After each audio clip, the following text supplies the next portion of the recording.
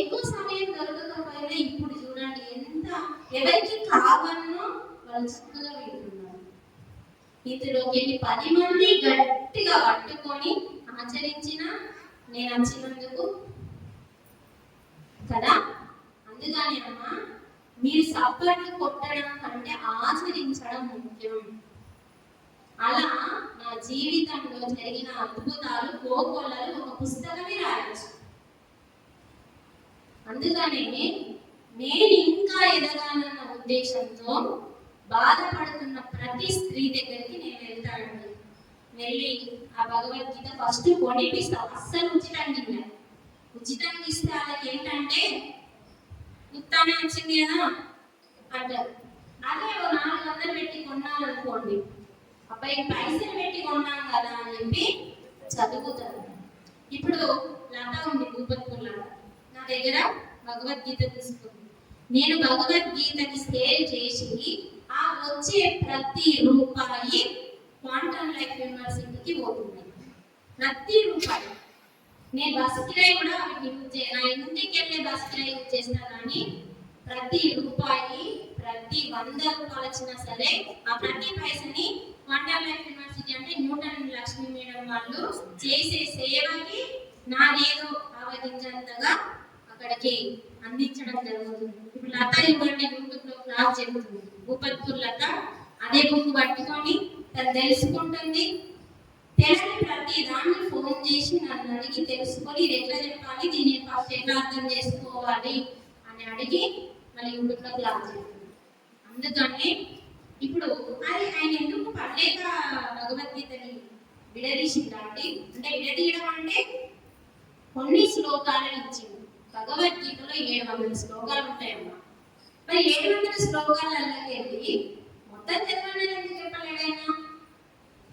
చదవడం మానేసినాం కాబట్టి, చదవడం లేదు, అర్థం కావట్లేదు అని పక్కకు పెట్టేసినాం. కాబట్టి ఇప్పుడన్నా చదవాలన్న ఉద్దేశంతో కనీసం పిరమిడ్ మాస్టరు ఒక అద్భుతమైన మాస్టర్గా ఎదిగి తను ఒక మాధవుడు అవ్వడానికి ఏ శ్లోకాలు అవసరము వాటిని తీసి, ఎక్కువ లేవండి, 100 చిల్లరలు ఉంటాయి, 182 ఉన్నాయి, వాటిని మాత్రం 700కి వెళ్ళి 100 ఇన్నే శ్లోకాలు తీసి మరి చక్కగా వివరించింది.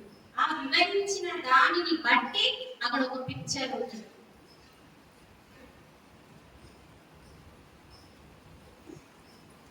అంటే అక్కడ ఎందుకు ఆయన ఇచ్చిండు అంటే ప్రతి స్త్రీ భగవద్గీత చదవాలి, ప్రతి పురుషుడు భగవద్గీత, ఫస్ట్ స్త్రీ చదవాలి అని చదవచ్చిన ప్రతి స్త్రీ భగవద్గీత చదివి చక్కగా చూడండి. ఇలా పిక్చర్ కూడా ఉంటుందండి. ఇది శ్లోకం. ఈ శ్లోకము మనకి భగవద్గీత భగవానుడు ఇచ్చిన భగవద్గీతలో వీడి వరకు ఉంటుందండి, ఇక్కడ వరకు ఉంటుంది. సారు ఇది మనకు అర్థం కావట్లేదు అని చెప్పి ధ్యానం హై లెవెల్ స్థితికి వెళ్ళిన వాళ్ళకి అర్థమవుతుందండి.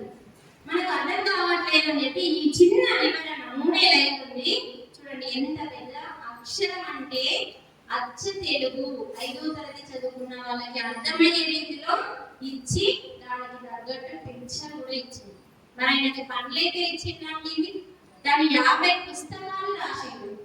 తను చెప్తాడు కదా ఎన్ని జన్మల నుంచి చదివిండో, కానీ ఈ జన్మల్లో ఎన్ని జన్మల నుంచి చదివిండో 1,80,000. వాటన్నింటి సారాన్ని ఫస్ట్ తులసి దళంలో పెట్టిండు. తులసి దళము మనము ఎంతో ఏకాగ్రతతో చదివితే చాలా అద్భుతాలు ఉన్నాయండి. దాంట్లో ఏదో మేడం చదవన్నది కొన్నాను చదివినాను అన్నట్టు చదవకుండా ప్రతి బుక్ ఒక అద్భుతమే, ప్రతి బుక్ ఒక అద్భుతమే. ప్రతి ఓషో కానీ రజనీష్ కానీ మన పత్రిజీ కూడా 50 పుస్తకాలు రాసింది. చూడండి, రాసింది కాకుండా ఇది వివరించింది. ఇది చదువుతున్న కొద్ది, ఇది మనం చేస్తున్న కొద్ది మన లోపల ఉన్న అంతరంగంగా అంతర్లీనంగా మాయమైన జ్ఞానం బయట వస్తుంది. బయట ఎక్కడి నుంచో రాదు, మన లోపలనే ఉంది, అదంతా బయట వస్తుంది.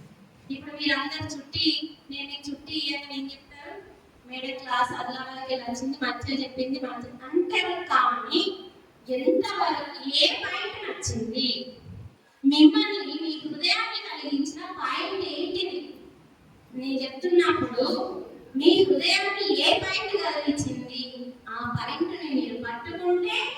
మీరు నన్ను పొగడాల్సిన అవసరమే లేదు. మీరు పొగిడితే నాకేమైనా వస్తుంది చెప్పండి? సొంతంగా బాగా చెప్పింది మీరు పొగిడితే అసలు నాకు జీరో. కానీ మీరు ఎప్పుడైతే ఈ మేడం చెప్పిన పాయింట్ నాకు ఇది బాగా నచ్చింది, నేను దీన్ని ఆచరిస్తాను, మీరు ఎప్పుడైతే ఆచరిస్తారో నాకు ఒక మార్గం పడుతుంది కదా. అలా చేయాలి.